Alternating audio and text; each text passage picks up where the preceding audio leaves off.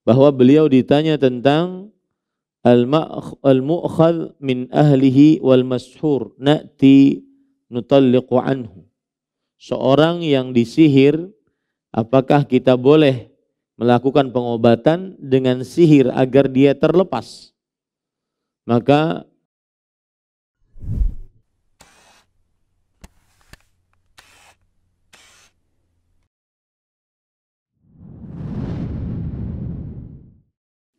Assalamualaikum warahmatullahi wabarakatuh.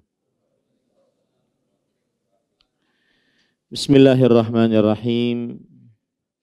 Innal hamdalillah nahmaduhu wa nasta'inuhu wa nastaghfiruh wa na'udzu billahi min shururi anfusina wa sayyiati a'malina. Man yahdihillahu fala mudilla lahu wa man yudlil fala hadiya lahu. وأشهد أن لا إله إلا الله وحده لا شريك له وأشهد أن محمدا عبده ورسوله يا أيها الذين آمنوا اتقوا الله حق تقاته ولا تموتن إلا وأنتم مسلمون يا أيها الناس اتقوا ربكم الذي خلقكم من نفس واحدة وخلق منها زوجها وبث منهما رجالا كثيرا ونساء واتقوا الله الذي تساءلون به والأرحام إن الله كان عليكم رقيبا يا أيها الذين آمنوا اتقوا الله وقولوا قولا سديدا يصلح لكم أعمالكم ويغفر لكم ذنوبكم ومن يطع الله ورسوله فقد فاز فوزا عظيما أما بعد فإن أصدق الحديث كتاب الله وأحسن الهدي هدي محمد صلى الله عليه وعلى آله وسلم وشر الأمور محدثاتها وكل محدثة بدعة وكل بدعة ضلالة وكل ضلالة في النار. Alhamdulillah, kita bersyukur pada Allah Subhanahu wa taala pada hari ini, hari Rabu malam Kamis 4 Al-Muharram, bulan Allah yang suci 1444 Hijriah. Kita dimudahkan oleh Allah Subhanahu wa taala untuk duduk bersama mengkaji kembali matan Nawaqidul Islam, pembatal-pembatal keislaman yang ditulis oleh Al-Imam Syekhul Islam Muhammad bin Abdul Wahhab rahimahullah. Salawat dan salam semoga selalu Allah berikan kepada Nabi kita Muhammad sallallahu alaihi wa ala alihi wasallam, pada keluarga beliau, para sahabat, serta orang-orang yang mengikuti beliau sampai hari kiamat kelak. Dengan nama-nama Allah yang husna dan sifat-sifatnya yang ulia, kita berdoa, Allahumma inna nas'aluka ilman nafi'an wa rizqan tayyiban wa amalan mutaqabbala, Allahumma amin. Kita melanjutkan mempelajari pembatal keislaman yang ketujuh, yaitu qala al-Imam Muhammad ibnu Abdul Wahhab rahimahullah, as-sihru wa minhu sarfu wal atfu faman fa'alahu aw radhiya bihi kafara wad dalilu qaulullahi ta'ala wa ma yu'allimani min ahadin hatta yaqula innama nahnu fitnatun fala takfur. Pembatal keislaman yang ketujuh yaitu sihir, dan termasuk dari sihir adalah as-sarfu dan al-atfu. Maka siapa yang melakukannya atau ridha dengannya, sungguh ia telah kafir. Dan dalil adalah firman Allah Subhanahu wa taala, dan tidaklah mereka berdua, yaitu malaikat Harut dan Marut, mengajari seorang pun sampai mereka berdua mengatakan, sesungguhnya kami ini adalah ujian maka janganlah kalian kufur. Pada pertemuan sebelumnya kita sudah sampai kepada permasalahan yang kelima, yaitu hukuman bagi seorang yang melakukan sihir. Sekarang kita masuk kepada permasalahan yang keenam. Apakah tukang sihir dimintai taubat atau dia dibunuh tanpa dimintai taubat? Jadi ada istilah bagi yang melakukan perbuatan syirik akbar, dia yustatab. Yustatab itu artinya dimintai taubat. Kalau dia bertobat, maka dilepaskan hukuman. Dilepaskan dari hukuman. Tapi kalau dia tidak bertobat, maka dihukum dia. Nah, sama ini dengan tukang sihir. Apakah tukang sihir yustatab atau la yustatab? Dimintai taubat atau tidak dimintai taubat? Terjadi ikhtilaf di antara para ulama rahimahumullahu ta'ala. Pendapat yang pertama mengatakan bahwa tukang sihir tidak dimintai taubat. Dan ini adalah pendapat mayoritas para ulama. Dan ini adalah pendapat yang masyhur dari Imam Ahmad, Imam Malik rahimahumullah. Dalilnya para sahabat Nabi radhiyallahu anhum, mereka tidak memintai taubat pelaku-pelaku sihir yang ada pada zaman mereka. Pendapat yang kedua adalah bahwa pelaku sihir dimintai taubat. Dan ini adalah pendapat yang dipilih oleh Imam Asy-Syafi'i rahimahullah. Dan salah satu riwayat dari pendapat Imam Ahmad. Mereka beralasan bahwa sihir adalah dosa yang tidak menambah dari kesyirikan. Sedangkan orang musyrik saja dimintai taubat, apalagi pelaku sihir. Itu alasan mereka untuk pendapat yang kedua. Wallahu a'lam, maka pendapat yang kita kuatkan atau dikuatkan oleh para ulama, jumhur ulama adalah bahwa pelaku sihir tidak dimintai taubat. Kenapa? Karena para sahabat Nabi radhiyallahu anhum tidak memintai taubat para pelaku sihir tersebut. Dan inilah pendapat sebagian ulama-ulama dakwah. Kalau saya katakan ulama-ulama dakwah, maka mereka adalah ulama-ulama yang mendakwahkan dakwah Syekh Muhammad bin Abdul Wahhab rahimahullah. Di antaranya Syekh Al-Allamah Sulaiman bin Abdullah bin Muhammad bin Abdul Wahhab, yaitu cucu dari Syekh Muhammad bin Abdul Wahhab rahimahullah, yang mempunyai kitab Taisir Al-Aziz Al-Hamid fi Syarhi Kitab Tauhid, bahwasanya beliau berpendapat bahwa tukang sihir tidak dimintai taubat. Dan kemudian beliau membantah pendapat yang kedua, bahwa orang yang melakukan sihir itu dianalogikan dengan orang musyrik. Maka ini adalah analogi yang tidak benar.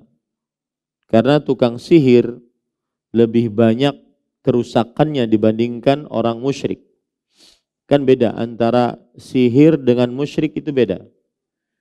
Sihir adalah orang-orang yang melakukan perbuatan buruk kepada orang lain melalui bantuan jin.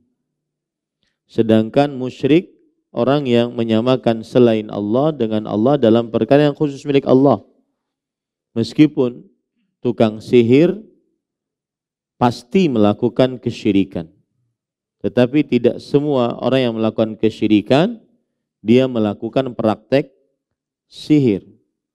Dan tukang sihir lebih besar kerusakannya dibandingkan orang yang melakukan kesyirikan saja. Tukang sihir bisa membunuh.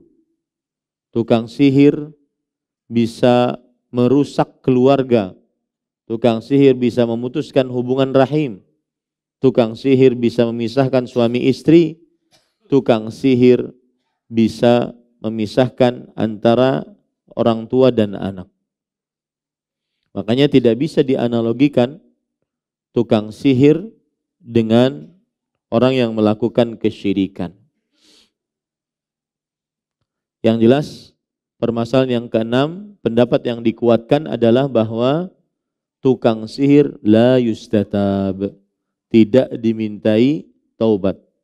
Jika terbukti ia melakukan sihir di pengadilan, dia melakukan sihir terbukti di pengadilan, maka dipenggal lehernya. Tidak dimintai taubat. Ini sama dengan yang pernah kita bahas, yaitu menghina Rasulullah Sallallahu Alaihi Wasallam. Itu tidak dimintai taubat. Siapa saja yang menghina Rasulullah Sallallahu Alaihi Wasallam, maka dia jika terbukti, kemudian dia mengakui dan kemudian diputuskan oleh pengadilan, penggal lehernya tanpa dimintai taubat. Taib, permasalahan yang ketujuh, yaitu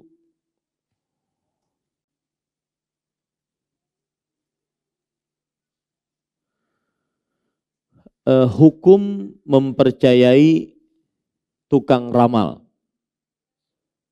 Hukum mempercayai tukang ramal. Meramal, mengaku mengetahui akan hal gaib, ini ada dua macam. Meramal atau mengetahui akan hal gaib ada dua macam.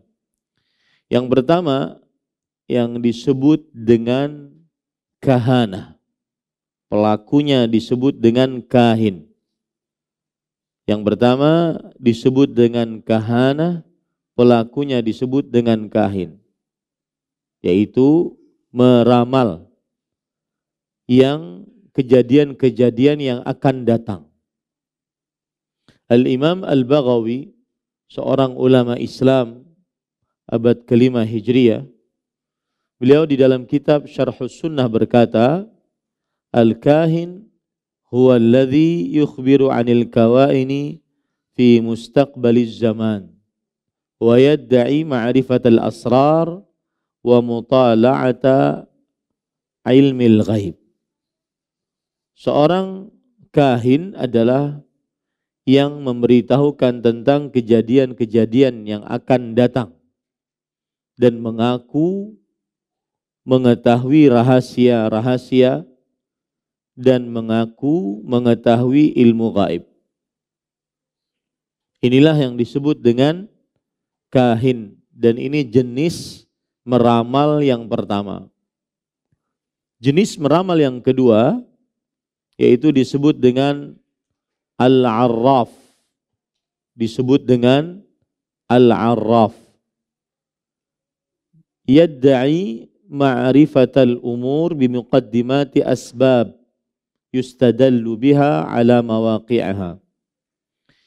Dia adalah seorang yang mengaku mengetahui perkara-perkara yang telah terjadi. Perkara-perkara yang telah terjadi. Kal masruq, manil ladzi saraqahu, seperti orang yang mencuri atau barang yang dicuri, siapa yang mencurinya.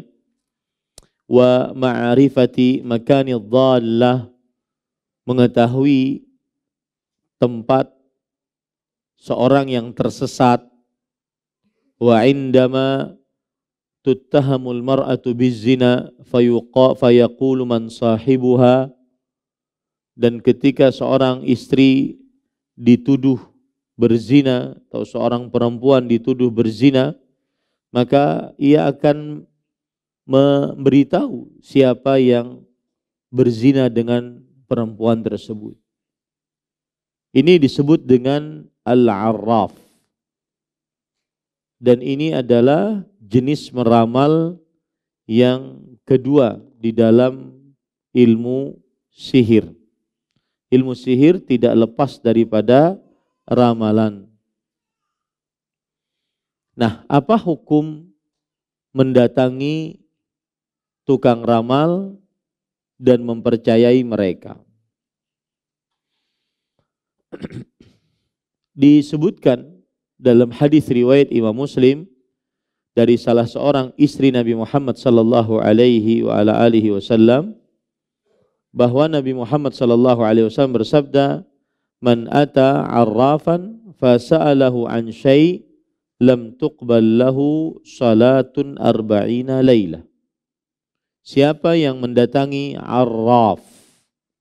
Arraf di sini tukang ramal yang mengaku mengetahui akan hal-hal gaib yang telah lalu. Barang yang dicuri siapa mencuri, barang yang hilang di mana hilangnya, istri yang berzina dengan siapa, dan seterusnya. Siapa yang mendatangi arraf lalu ia bertanya tentang sesuatu kepada arraf tersebut, tidak diterima darinya sholat 40 malam. Tidak diterima darinya sholat apapun 40 malam. Para ikhwan yang dirahmati oleh Allah, kalau kita lihat perkataan para ulama, di antaranya Imam Muhammad bin Salih Al-Utsaimin, berdasarkan hadis tadi, mendatangi tukang ramal ini dibagi menjadi 4 bagian.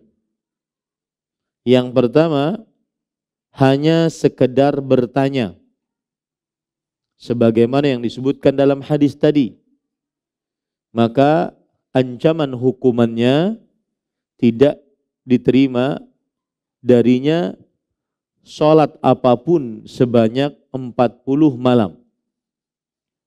Ini adalah bagian yang pertama. Tidak diterima darinya sholat apapun selama 40 malam. Kenapa sholat apapun? Bahkan sampai sholat sunnah apapun tidak diterima. Sholat jenazah tidak diterima. Karena dia adalah kata nakirah di dalam bentuk peniadaan. Lam tuqbal lahu salatun. Tidak diterima. Ini kata peniadaan. Salatun, salat apapun. Para ulama mengatakan an-nakiratu fi siyaqin nafi ta'um. Kata yang belum jelas apa dan siapanya, salat apa, salat wajibkah, salat sunnahkah, diletakkan dalam bentuk peniadaan menunjukkan kepada keumuman. Artinya tidak diterima darinya salat apapun. Arba'ina lailah, 40 malam.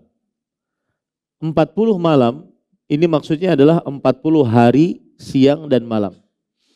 Karena orang Arab biasanya menyebutkan sesuatu itu ujungnya. Seperti misalkan berpuasa. Berpuasa, Rasulullah sallallahu alaihi wasallam bersabda, "Man shama yauman fi sabilillah ba'adahu Allahu bainahu wa bainan nar sab'ina kharifan." Yang artinya, barang siapa yang berpuasa 1 hari di jalan Allah Subhanahu wa taala, Allah akan jauhkan dia dari api neraka sekitar 70 musim gugur. 70 musim gugur.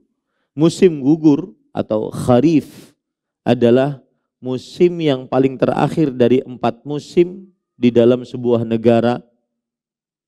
Musim gugur adalah musim yang paling terakhir dalam sebuah negara yang ada 4 musimnya. Kharif. Sama dengan yang tadi, malam, siang dan malam. Maka 40 malam maksudnya adalah 40 siang dan malam. 40 hari siang dan malam.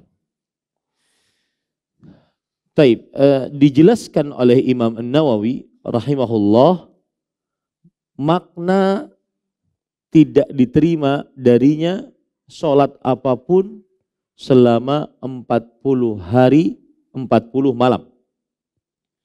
Kata beliau, annahu la thawaba lahu fiha wa in kanat mujzi'atan bisuqutil fardhi anhu wa la budda min hadha at-ta'wil fa innal ulama'a muttafiquna ala annahu la yalzamu man ata'arrafan i'adatu salatin arba'ina lailah.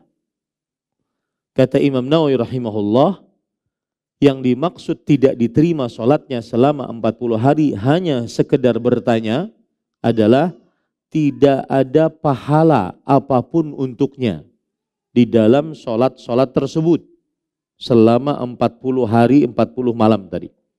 Tidak ada pahala. Meskipun sholatnya sah, gugur kewajiban, tapi tidak berpahala.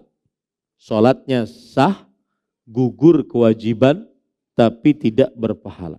Kemudian beliau mengatakan perkara menarik. Kata beliau, harus ditafsiri hadis itu dengan ini. Dengan yang seperti tadi. Tidak ada pahala baginya dari sholatnya selama 40 hari 40 malam. Harus ditafsiri dengan ini. Mengapa? Karena para ulama rahimahumullahu ta'ala sepakat bahwa tidak wajib bagi siapa yang mendatangi tukang ramal mengulang sholatnya selama 40 hari 40 malam. Gitu ya. Jadi para ulama bersepakat, berijma' bahwa tidak wajib bagi siapa yang mendatangi tukang ramal dan bertanya, tidak wajib baginya untuk mengulang sholat selama 40 hari 40 malam. Bisa dipahami ini ya. Jadi maknanya tidak ada pahala sholatnya. Meskipun dia terus-terusan sholat, 1.000.000 kali sholat, maka tidak ada pahalanya. Gugur kewajibannya, tapi tidak ada pahalanya. Ini adalah bagian pertama mendatangi tukang ramal. Bagian yang kedua, bertanya dan mempercayainya. Bertanya dan mempercayainya. Maka ini adalah kekufuran karena mempercayai tukang ramal di dalam perihal mengetahui akan hal gaib adalah mendustakan Al-Quran. Saya ulangi, bagian yang kedua adalah bertanya dan mempercayainya. Dan ini adalah kekufuran. Ini adalah kekufuran. Mengapa? Karena mempercayai tukang ramal, mengetahui akan hal gaib, ini adalah sebuah pendustaan terhadap Al-Quran. Karena Allah berfirman dalam surat An-Naml ayat 65, "Qul la ya'lamu man fis samawati wal ardhil ghaiba illallah."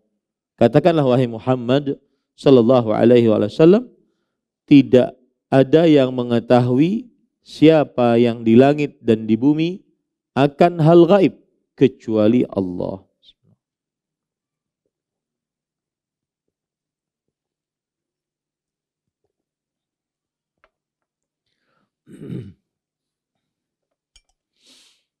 Taib.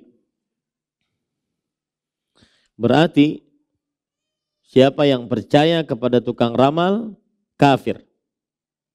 Bertanya dan percaya. Kafir, keluar dari agama Islam. Kemudian bagian yang ketiga, bertanya untuk mengetesnya. Apakah dia benar atau dusta. Bukan untuk mengambil pendapatnya. Bukan untuk mempercayainya. Maka ini tidak mengapa. Bertanya untuk mengetesnya. Apakah dia dusta atau benar. Kalau dia dusta, maka dia tidak percaya. Kalau dia benar juga dia tidak percaya. Maka ini adalah boleh masuk ke dalam hadis Rasul sallallahu alaihi wasallam, yaitu ketika Nabi Muhammad sallallahu alaihi wasallam bertanya kepada tukang sihir yang ada di zaman beliau. Namanya Ibnu Sayyad. Nama tukang sihir di zaman Rasulullah SAW namanya Ibnu Sayyad. Nabi Muhammad SAW bertanya kepada Ibnu Sayyad, "Madza khabba'tu laka?" Apa yang aku simpan untukmu? Tahu enggak engkau? Kemudian Ibnu Sayyad mengatakan ad-dukh, alif, lam, dal, kha, ad-dukh. Lalu Rasul sallallahu alaihi wasallam bersabda, "Ikhsa falan ta'dua qadrak." Celaka engkau. Engkau tidak akan pernah menang. Engkau tidak akan pernah menang. Orang ini mendapatkan kabar dari langit hanya setengah. Setengahnya lagi terputus. Karena kabar dari langit itu para jin bertumpuk-tumpuk. Bertumpuk-tumpuk mereka sampai ke langit.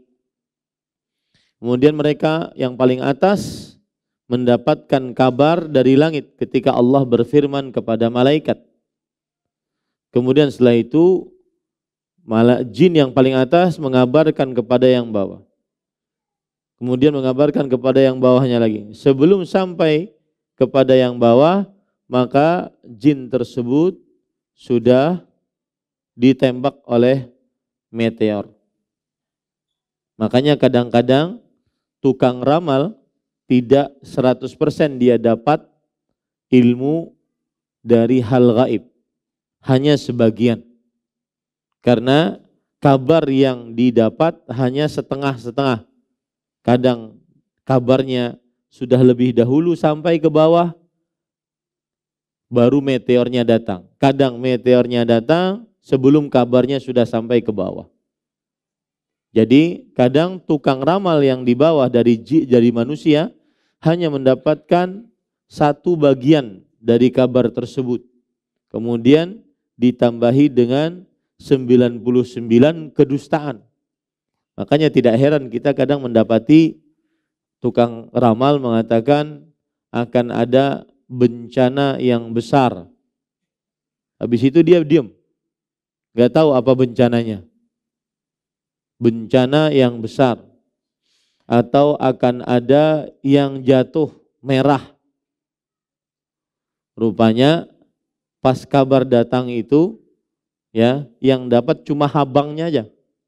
Pesawatnya tidak dapat, apalagi nomornya. Makanya dia tidak bisa memberitahukan. Dia tidak bisa memberitahu. Meskipun demikian, itu diterima dan dipercayai oleh orang-orang. Akhirnya diangkat-angkat. Nah ini para ikhwah yang dirahmati oleh Allah Subhanahu wa ta'ala. Nah Ibnu Sayyad tadi mendapatkan kabar, dia cuma mendapatkan ad-dukh gitu ya. Padahal Rasul sallallahu alaihi wasallam mendapatkan surat ad-dukhan. Ad-dukhan. Ada kan dalam Al-Qur'an surat ad-dukhan. Ini tukang ramal namanya Sayyad, Ibnu Sayyad, dia cuma dapat ad-dukh. Jadi alif dan nunnya ketinggalan. Nah, ini persis dengan orang-orang yang kadang mendapatkan cuma merah, kemudian ada sesuatu di dasar laut, ternyata tenggelam, dan seterusnya. Kapal selam tenggelam, ya, dia tidak akan pernah bisa menyebutkan secara sempurna, karena begitulah hadis yang sudah diberitahukan oleh Rasul sallallahu alaihi wasallam. Makanya meskipun benar tetap tidak boleh dipercaya. Meskipun benar tetap tidak boleh dipercaya. Benarnya dari mana? Dari kabar langit dia dapatkan tadi. Dari kabar langit dia dapatkan. Yang keempat, bagian yang keempat bertanya kepada tukang ramal adalah bertanya untuk membongkar keburukannya. Bertanya untuk membongkar kedustaannya. Maka ini terkadang wajib bagi siapa yang sanggup untuk membongkar kedustaannya. Dan ini termasuk daripada nahi mungkar yang mana harus ditegakkan di tengah kaum muslimin. Saya sering mengatakan antara amar ma'ruf nahi mungkar harus balance, harus berjalan bersama-sama. Karena tidak benar seseorang hanya diamar ma'rufi dan tidak dinahi mungkari. Karena di sana ada surga dan neraka. Kalau orang hanya tahu amar ma'ruf, hal-hal yang baik, sedangkan yang terlarang tidak tahu, maka ini termasuk daripada kekurangan. Di antara dan biasanya nahi mungkar itu sulit diterima orang karena bertentangan dengan hawa nafsu, manusia. Maka bagian keempat apabila mendatanginya untuk memperlihatkan kedustaannya, memperlihatkan kebohongannya, maka ini terkadang wajib bagi siapa yang sanggup mengerjakannya. Bagi siapa yang sanggup mengerjakannya. Baik. Kemudian permasalahan yang ke-8.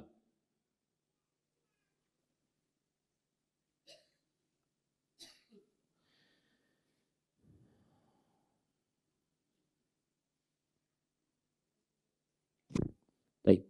Permasalahan yang ke-8, para ikhwan yang dirahmati oleh Allah Subhanahu wa taala, apakah masuk ke dalam ancaman-ancaman tadi? Sebelum permasalahan ke-8, saya tadi tidak menyebutkan dalil ya. Dalil bahwa siapa yang bertanya dan percaya, maka dia kafir. Karena dia mengkafiri surat An-Naml ayat berapa tadi? 65. Apa dalilnya? Hadis riwayat Imam Ahmad, Imam Abu Dawud dan yang lainnya. Man ata kahinan aw arrafan fasaddaqahu bima yaqul faqad kafara bima unzila ala Muhammad. Barang siapa yang mendatangi kahin atau arraf, ini dua-duanya Rasul sallallahu alaihi wasallam sebutkan. Lalu dia percaya dengan apa yang disebutkan oleh kahin atau arraf tadi, maka sungguh dia telah kafir dengan apa yang diturunkan kepada Nabi Muhammad sallallahu alaihi wa ala alihi wasallam. Baik. Kemudian para ikhwah yang dirahmati oleh Allah Subhanahu wa taala, permasalahan yang ke-8, apakah masuk ke dalam ancaman mendatangi tukang ramal apa yang disuguhkan di dalam televisi dan juga media sosial. Baik. Apakah yang permasalahan yang ke-8, apakah yang ditampilkan di televisi-televisi dari ramalan-ramalan termasuk dari yang dimasukkan di dalam hadis Rasul sallallahu alaihi wasallam? Maka jawabannya iya. Apabila seseorang membuka acara televisi, kemudian dia menelpon, bertanya tentang ramalan, hal-hal gaib, keadaan-keadaan yang akan datang, atau yang telah lalu, maka sekedar bertanya 40 hari, 40 malam, sholatnya tidak ada pahalanya. Kalau mempercayai, maka kafir, keluar dari agama Islam. Kafir, keluar dari agama Islam. Saya bacakan fatwa dari Panitia Tetap untuk Fatwa dan Riset Ilmiah Kerajaan Arab Saudi yang waktu itu, atau fatwa dari para ulama, di antaranya fatwa dari Syekh Abdullah bin Abdurrahman Al-Jibrin, kemudian Syekh Abdurrahman bin Nasir Al-Barraq, kemudian Syekh Abdul Aziz bin Abdullah Ar-Rajihi. Beliau mengatakan, wa ala hadza fayajibul hadar min musyahadati hadhil baramij. Wajib untuk menjauhi menyaksikan acara-acara seperti ini. Fa musyahadatuha walau limujarradil furjah haram. Maka menyaksikannya walau hanya sekedar untuk sekilas saja, maka ini adalah haram. Wa ammal ittisal ala ashabi hadhil baramij li su'alihim fa fihi al-wa'idul mutaqaddim. Adapun bertanya kepada orang-orang yang ada di dalam acara seperti ini untuk bertanya kepada mereka, maka ini terdapat di dalamnya ancaman-ancaman yang sudah disebutkan dalam hadis-hadis tadi. Nah, ini tidak diperbolehkan untuk bertanya tentang ramalan, keadaan-keadaan yang akan datang kepada tukang ramal yang ada di acara-acara televisi ataupun kalau di zaman sekarang media sosial. Kemudian permasalahan yang ke-9, hukum nusyrah. Hukum an-nusyrah. Tulisannya adalah seperti ini, an-nusyrah.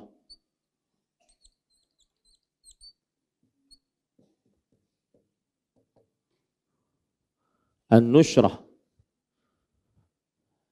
Dan an-nusyrah adalah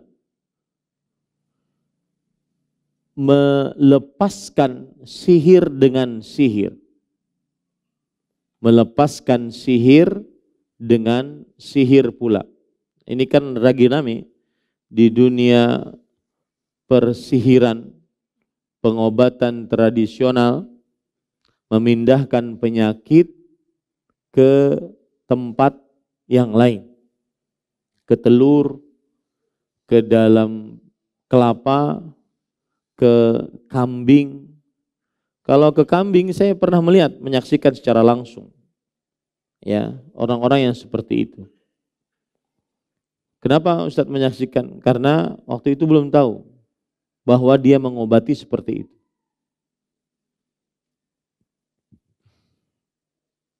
Apa hukum nusyrah? Bahasa Arabnya nusyrah. Artinya halus sihir bis sihir. Membukakan sihir dengan sihir. Maka terjadi ikhtilaf di antara para ulama. Pendapat yang pertama, boleh membuka sihir dengan sihir. Dan ini adalah riwayat, salah satu riwayat dari mazhab Hambali. dan dipahami dari perkataan Imam Ahmad bahwasanya beliau membolehkannya. Kenapa? Karena sebagian ulama salaf membolehkannya. Di antaranya perkataan Sa'id ibnu al-Musayyab, seorang ulama tabi'i.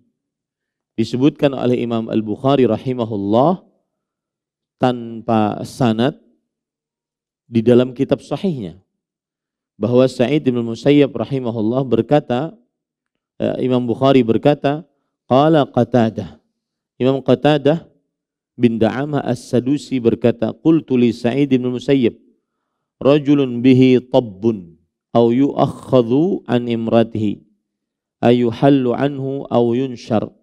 Qala la ba'sa bihi innama yuriduna bihi al-islah fa amma ma yanfa'un nas falam yunha anhu. Sa'id ibn Musayyab seorang tabi'i, ulama tabi'i. Beliau ditanya oleh Qatadah bin Da'amah Sadusi. Ada seorang lelaki yang disihir agar menjauhi istrinya. Seorang lelaki, suami disihir agar menjauhi istrinya. Maka bolehkah untuk dilakukan nusrah padanya, melepaskan sihirnya tersebut dengan sihir juga? Maka kata Sa'id bin Musayyab, ya, tidak mengapa. Karena mereka melakukan itu untuk terjadi islah, terjadi perdamaian antara suami istri. Alasan beliau, sesuatu yang bermanfaat untuk manusia maka tidak mengapa. Sesuatu yang bermanfaat untuk manusia maka tidak mengapa. Kemudian juga perkataan Atha al-Khurasani, bahwa beliau ditanya tentang al-mu'khadh min ahlihi wal mashhur na'ti nutalliqu anhu. Seorang yang disihir, apakah kita boleh melakukan pengobatan dengan sihir agar dia terlepas? Maka Atha al-Khurasani berkata, la ba'sa bidzalik idza turra ilaih. Tidak mengapa melakukan itu jika terpaksa. Ini disebutkan di dalam kitab Al-Musannaf yang ditulis oleh Imam Ibnu Abi Syaibah. Kemudian alasan yang ketiga, alasan yang kedua itu tadi adalah perkataan-perkataan ulama salaf. Alasan yang kedua, sebuah kaidah ad-darurat tubihul mahdzurat. Hal-hal yang terpaksa membolehkan hal-hal yang terlarang. Membolehkan hal-hal yang terlarang. Wallahu a'lam. Sebelum wallahu a'lam, pendapat yang kedua adalah haram, tidak diperbolehkan. Dan bahwasanya keadaan terpaksa tidak membolehkannya. Dan inilah pendapat kebanyakan para ulama. Ini adalah pendapat kebanyakan para ulama. Melakukan nusrah atau halus sihir bis sihir, membuka sihir dengan sihir yang lain, ini adalah haram, tidak diperbolehkan. Dalil yang mereka pakai, semua dalil-dalil yang menunjukkan haramnya mendatangi tukang ramal dan mempercayainya, yang sudah kita sebutkan tadi. Kemudian yang kedua, hadis Jabir diriwayatkan oleh Imam Ahmad dan yang lainnya, yaitu Nabi Muhammad sallallahu alaihi wasallam ditanya tentang nusrah. Maka beliau mengatakan, huwa min amali syaitan. Dia adalah termasuk daripada perbuatan syaitan. Dan ini hadis disahihkan oleh Al-Hafidh Ibnu Hajar Al-Asqalani dan Imam Al-Albani rahimahullah. Dalil yang ketiga yaitu hadis riwayat Imam Ibnu Hibban dari sahabat Nabi Ummul Mukminin Ummu Salamah radhiyallahu anha. Ishtakat ibnatun li fanabadtu laha fi kuz fadakhala an-nabiy sallallahu alaihi wasallam wa huwa yaghli faqala ma hadha faqalat inna ibnati ishtakat fanabadna laha hadha faqala innallaha lam yaj'al shifaakum fi haram. Kata Ummu Salamah radhiyallahu anha, anak perempuanku mengeluh sakit. Lalu setelah itu aku meletakkan air yang direndam pada sebuah tempat yang khusus. Ketika air tersebut sudah mendidih, Nabi Muhammad SAW datang. Lalu beliau bertanya, apa dengan air ini? Ada apa? Kemudian Ummu Salamah berkata, anak perempuanku sedang mengeluh sakit. Lalu aku sediakan air ini. Kemudian Rasulullah SAW bersabda, sesungguhnya Allah tidak menjadikan obat penyembuh kalian pada sesuatu yang haram. Air tersebut adalah air sihir untuk mengobati sihir yang terkena pada anak perempuan Ummu Salamah radhiyallahu anha. Dan juga berdasarkan ijma', yaitu tidak boleh berobat dengan sesuatu yang haram.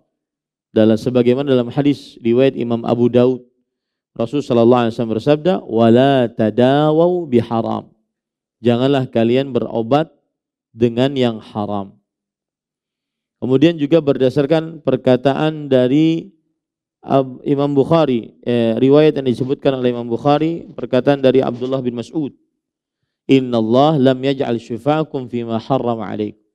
Allah tidak menjadikan obat penyembuh kalian di dalam apa saja yang telah diharamkan atas kalian.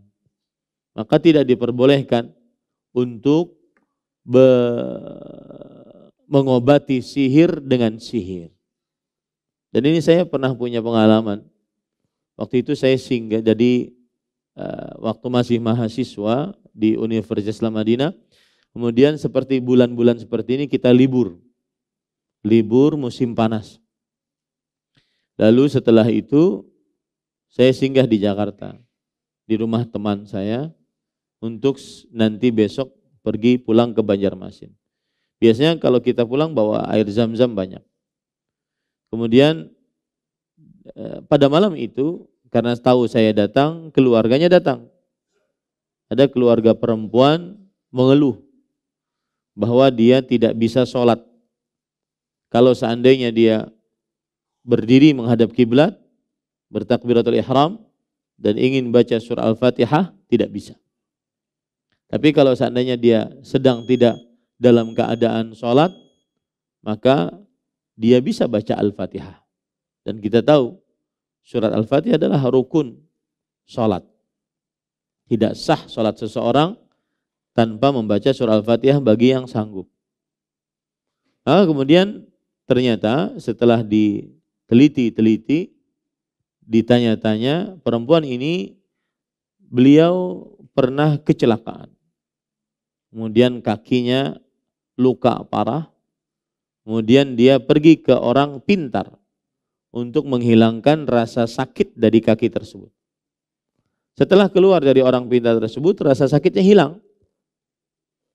Kemudian setelah itu dia mempunyai sakit yang lain. Sakit yang lebih parah. Yaitu tidak bisa sholat. Tidak bisa membaca Al-Fatihah saat ingin sholat. Maka saya katakan karena dia perempuan, maka setelah itu saya masuk. Waktu itu kalau tidak salah saya datang dengan keluarga, dengan Ummu Suraya. Kemudian masuk ke dalam kamar, Ummu juga masuk ke dalam kamar. Persis seperti ini. Saya di luar, kemudian pasiennya di dalam. Saya baca meruqyah.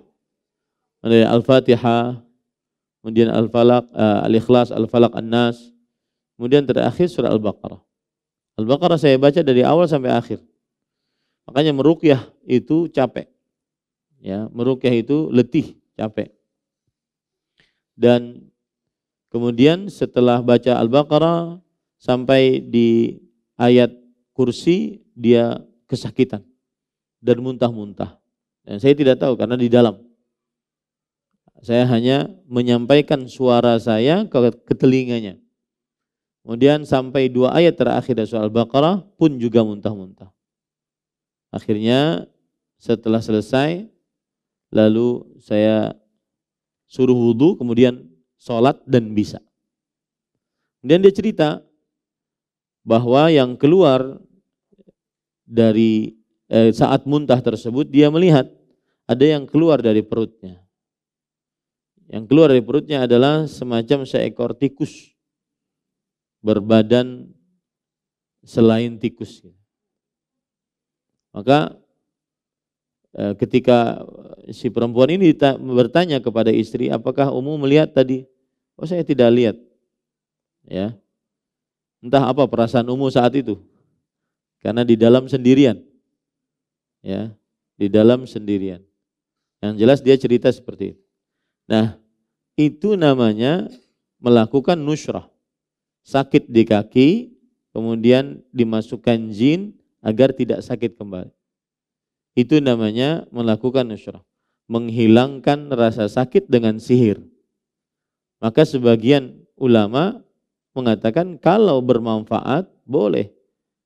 Maka sebagian yang lain mengatakan tidak boleh. Dan ini pendapat yang kita kuatkan. Bahwasanya tetap tidak diperbolehkan berobat dengan sihir.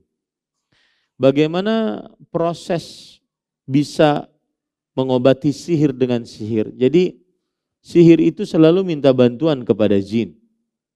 Kemudian jin itu yang mengganggu pada tubuh manusia. Sehingga dia punya penyakit, punya kurus, kemudian dia tidak sanggup makan, tidak nafsu makan dan seterusnya. Nah, ada jin yang dimasuki oleh tukang sihir ke dalam tubuh objek yang disihir tersebut. Nah, kemudian bagaimana cara mengobati sihir dengan sihir? Yang mengobatinya mendatangkan jin yang derajatnya lebih tinggi dibandingkan sihir yang ada di dalam tubuh tersebut. Kastanya lebih tinggi, pangkatnya lebih tinggi. Misalkan ini orang yang terkena sihir, pangkat sihir yang ada di dalam tubuhnya ini, jin yang ada di dalam tubuhnya ini adalah hanya sekedar kolonel. Kemudian yang datang jenderal, kolonel keluar, yang jenderal yang masuk. Terlihat sembuh, akan tetapi sebenarnya dia mendapati sihir yang lebih besar. Yang jelas, para ikhwan yang dirahmati oleh Allah Subhanahu wa taala, tidak diperbolehkan untuk mengobati sihir dengan sihir. Dan itu termasuk di dalamnya yang sekarang lagi ramai. Memindahkan penyakit ke objek tertentu, ke telur, ke kelapa, ya. Nyaman kelapanya diminum, nyiurnya nyaman diminum. Ya, ke kambing, nyaman di sate. Saya pernah melihat langsung itu. Ya, pernah melihat langsung. Kambing yang asik-asik hendak guring sudah dipindahkannya. Yang benar-benar terpindah. Ya, kalau tukang sihir benaran, ya pindah karena melalui bantuan jin. Tapi ada memang tukang sihir gadungan. Ya, tukang sihir gadungan. Kalau tukang sihir beneran, maka dia melakukan praktek-praktek sihir yang memang nanti kita akan sebutkan, yang memang sangat berkaitan dengan memberi makan kepada jin. Ya, memberi makan kepada jin. Seperti misalkan ada Komisi Pemberantasan Dukun dan Sihir di Arab Saudi menangkap seorang tukang sihir. Penangkapannya penuh dengan dramatis, dalam artian penuh kisah yang luar biasa. Jadi tukang sihir ini ditunggu oleh Komisi Pemberantasan Dukun dan Sihir di masjid. Dia ternyata ahli zikir, berzikir di masjid. Jadi jangan tertipu dengan jenggot panjang, tasbih ganal panjang 100 meter, jangan tertipu. Ya, kalau seandainya dia main sihir berarti dia tukang sihir. Kemudian setelah ditunggu, kemudian ditangkap. Keluar dari masjid ditangkap. Bayangkan, keluar dari masjid ditangkap. Ya. Kalau di sini mungkin heboh orang. Tapi ketika sudah ada bukti, maka Komisi Pemberantasan Dukun dan Sihir tersebut melakukan tugasnya karena sudah ada bukti. Lalu ketika ditangkap, tukang sihir ini menangis. Dan ini kejadian, ada videonya kalau saya bisa memperlihatkan. Kemudian ketika menangis, ditanya oleh Komisi Pemberantasan Dukun dan Sihir ini, mengapa engkau menangis? Apakah engkau merasa kalah saat atau takut saat ditangkap oleh kami? Enggak, saya enggak takut. Cuma saya bingung, mengapa khadam-khadam saya, jin-jin saya yang pelihara, tidak memberitahu saya kalau saya ditangkap. Mengapa tidak memberitahu saya? Padahal saya sudah berlaku banyak untuk mereka. Kemudian Komisi Pemberantasan Dukun dan Sihir mengatakan, mungkin kamu kurbannya kurang. Dia mengatakan tidak. Saya mempunyai perawan di rumah. Dan para tukang sihir ini sudah lewat urusan-urusan cabul, urusan-urusan seks, ini sudah lewat. Bukan urusan mereka. Mereka mainannya bukan itu lagi. Apa maksudnya mereka memiliki perawan di rumah? Saya memiliki perawan di rumah, artinya setiap kali perawan ini haid, saya ambil darah haid. Lalu saya tuliskan dengan darah haid tersebut ayat kursi. Itulah persembahan saya kepada jin. Maka kemudian Komisi Pemberantasan Dukun dan Sihir mengatakan, mungkin salah satu penyebabnya adalah kami ketika keluar dari kantor mengucapkan bismillah tawakkaltu ala Allah. Dan Rasul sallallahu alaihi wasallam bersabda, siapa yang keluar dari rumahnya kemudian mengatakan bismillah tawakkaltu ala Allah, maka faqad hudiya wa kufiya wa wuqiya. Dia diberi petunjuk untuk menangkap orang tersebut. Dicukupkan dan dijaga. Dicukupkan dan dijaga. Maka tukang sihir terus mengatakan, itu sebabnya. Itu sebabnya saya bisa ditangkap. Maka jangan remehkan doa keluar rumah bismillah tawakkaltu ala Allah la haula wala quwata illa billah. Kemudian, nah dari sini para ikhwan yang dirahmati oleh Allah Subhanahu wa taala, itulah tukang sihir yang sebenarnya. Dia mahingu khadam. Dia senantiasa berhubungan dengan jin. Itu tukang sihir asli pakai shad. Ya. Bukan gadungan, bukan palsu. Adapun yang palsu banyak, yang pura-pura jadi tukang sihir banyak. Apalagi dengan trik-trik sekarang sulap, keris menyala, banyak. Ya. Ada cerita menarik dari seorang tukang sihir palsu yang bertobat. Sudah palsu lagi. Dan dia bertobat. Suatu ketika dia ini dianggap oleh orang, itulah bisikan syaitan ya. Syaitan itu licik. Dianggap oleh orang, dianggap saja bahwa orang ini suka meramal. Jadi ada suatu keadaan syaitan membisikkan kepada seluruh kampung tersebut, ini loh orang tukang ramal, pintar meramal. Akhirnya seorang pernah bertanya, kemudian orang ini mengeramputi dan bujur keramputannya terjadi. Akhirnya dipercaya, lambat laun dianggap sebagai tukang ramal. Kemudian padahal dia tidak bisa apa-apa. Mahingu jin kada, mahingu ayam yang bisa, apalagi jin. Nah, akhirnya suatu saat dia didatangi oleh klub sepak bola. Dan ini juga ada di dalam kisah orang-orang yang bertobat dari sihir. Kemudian didatangi klub sepak bola minta dirajah agar menang. Maka ditanya dirajah di sebelah mana? Kemudian dirajah di kaki, dirajah di tubuh, dirajah. Ditulis-tulisi dengan kalimat-kalimat yang macam-macam. Sudah itu main pertandingan, ternyata kalah. Padahal sudah bayar setengah. Perjanjiannya kalau menang bayar full, sempurna. Akhirnya kalah. Maka klub sepak bola tersebut pun datangi si tukang sihir gadungan tadi. Kemudian mengatakan, kamu pendusta, kamu tidak manjur, kamu pembohong dan seterusnya. Tukang sihir gadungan ini tidak kalah pintar. Sebentar, kalian kalahnya kenapa? Kalahnya karena sundulan kepala. Maka tukang sihir gadungan tadi mengatakan, aku merajah batis ikam awak aja, kepala tidak. Salah siapa coba?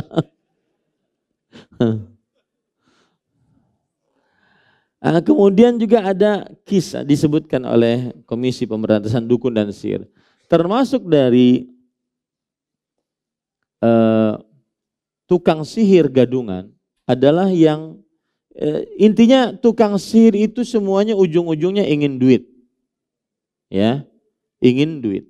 Salah satu dari kisah yang disebutkan juga adalah bahwa dia meminta sesuatu yang sulit untuk dilakukan. Karena ujung-ujungnya duit. Misalkan ada seorang pasien, istri mengadukan suaminya yang bulan-bulan ini tidak seperti biasanya.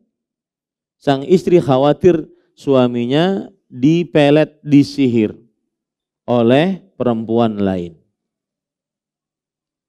Maka dia mengeluhkan itu kepada si tukang sihir atau dukun yang palsu ini. Maka sang dukun atau tukang sihir ini mengatakan, saya tahu siapa yang menyantet suamimu. Tetapi kita perlu sesaji untuk menolong suamimu tersebut. Apa sesajinya? Kamu harus menyediakan tikus. Ujar sang bini ini, oh banyak tikus di rumah, gampang. Ini tikus kalau bisa cari yang yatim.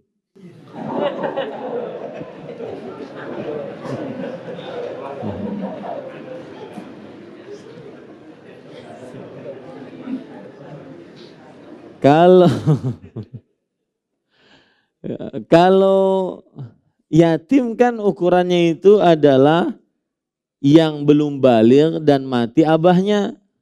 Berarti kita harus mengetahui silsilahnya. Ya, kapan abah mamanya menikah, kemudian dia umurnya berapa, tikus yatim. Nah, itu tujuannya adalah untuk ta'jiz, untuk melemahkan. Akhirnya kalau pian tidak bisa, maka silahkan. Saya bisa, cuma ada duitnya. Nah, ujung-ujungnya duit. Ya, ujung-ujungnya duit. Taib. Ada dua lagi sebenarnya perkara penting, tanda-tanda tukang sihir, kemudian mengenal penyakit ain. Saya takut terlalu lama, ya. Artinya terlalu lama itu pembatal keislaman yang ketujuh ini terlalu lama. Ini sudah 3 atau 4 pertemuan, tapi mudah-mudahan 15 waktu ke depan kita gunakan untuk sesi tanya jawab dan sisanya pada pertemuan yang akan datang. Baru setelah itu kita masuk kepada pembatal keislaman yang ke-8. Pian bulik jangan mengingat tikus yatim aja nanti.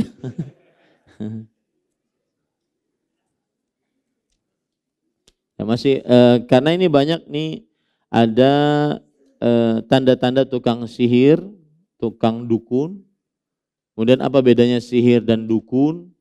Ya. Kemudian mengenal penyakit ain, bagaimana tata cara mengobati penyakit ain. Penyakit ain itu bagaimana tindakan preventifnya agar tidak terkena penyakit ain, dan bagaimana tindakan kuratifnya, pengobatannya setelah terjadi penyakit ain. Dan bagaimana mengidentifikasi bahwa dia ini kena penyakit ain atau tidak. Apa itu penyakit ain? Kita akan bahas pada pertemuan yang akan datang. Allahu a'lam.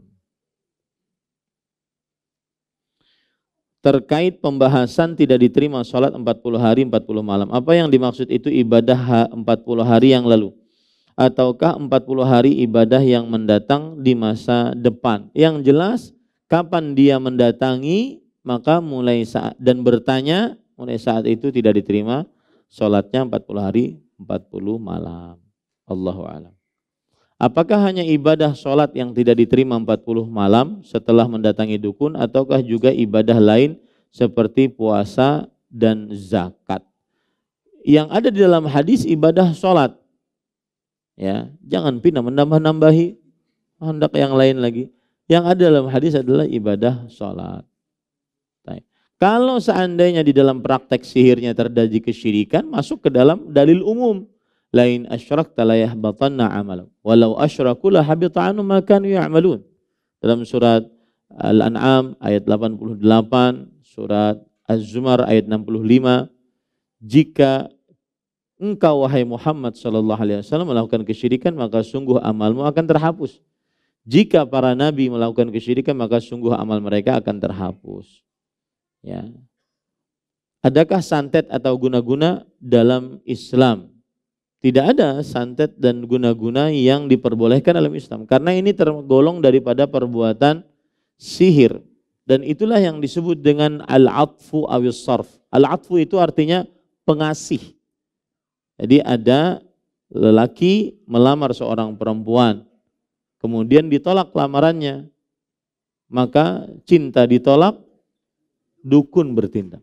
Ini namanya al-atfu, artinya memberikan santet kepada seseorang sehingga dia suka kepada yang dibenci. Kemudian as-sarfu, yaitu memisahkan yang sudah bersatu, suami istri saling cinta mencintai dipisahkan. Nah, ini termasuk santet dan guna-guna, dan itu termasuk dari golongan sihir. Apa bedanya sihir dan dukun? Sihir lebih condong kepada pemberian pengaruh buruk kepada objek yang disihir, baik dengan penyakit ataupun penyakit pada lahiriah ataupun pada perasaan. Penyakit pada lahiriah seperti sakit kepala, seperti sakit perut, perutnya membuncit, yang penyakit pada lahiriah.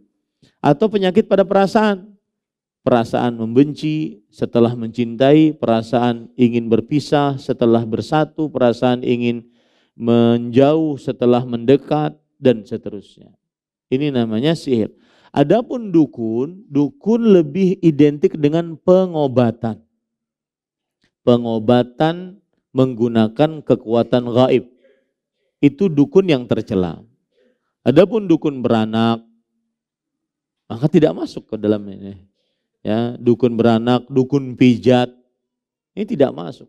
Yang dimaksud dukun yang tercela adalah dukun klinik, dukun pengobatan spiritual yang mengobati seseorang dengan kekuatan gaib. Kekuatan gaib yang dimaksud adalah jin. Allahu a'lam. Nah, kuyang masuk mana? Nah, itu masuk kepada santet, guna-guna dan sihir. Nah, ada yang ingin bertanya? Ya, jadi pekan depan insyaallah kita bahas tentang tanda-tanda tukang sihir, dukun, kemudian mengenal penyakit ain. Baik, ini yang bisa kita sampaikan. Apa yang baiknya dari Allah Subhanahu wa taala, kita cukupkan dengan kafaratul majlis. Subhanakallahumma wa bihamdik asyhadu an la ilaha illa anta astaghfiruka wa atubu ilaik. Wa sallallahu nabiyana Muhammad walhamdulillahi rabbil alamin. Wassalamualaikum warahmatullahi wabarakatuh. kasih. Jazakumullah khairan wa barakallahu fikum. Video ini dibuat atas partisipasi dari donasi Anda. Semoga menjadi amal jariah bagi Anda semuanya.